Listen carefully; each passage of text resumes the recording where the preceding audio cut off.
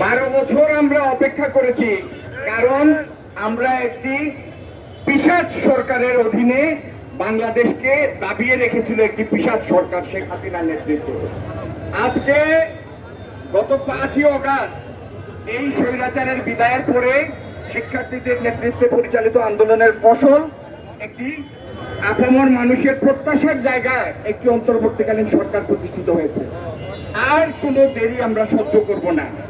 আমাদের দাবি, আয়নাঘর সহ বাংলাদেশের যেসব জায়গায় র্যাব অথবা অন্য কোনো এজেন্সির দ্বারা পরিচালিত এরকম বন্দিশালা আছে, সেইগুলি কম্পিত পরিবারের সদস্য এবং গণমাধ্যমের কর্মীদের জন্য পরিদর্শনের জন্য খুলে দিন অবিলম্বে।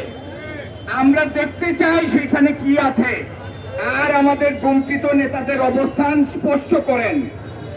আর এই পিশাচ হাসিনার তার দোষর সহ দৃষ্টান্তমূলক শাস্তির ব্যবস্থা করেন, না হলে এই পৃথিবী থেকে ন্যায় অন্যায় হারিয়ে যাবে।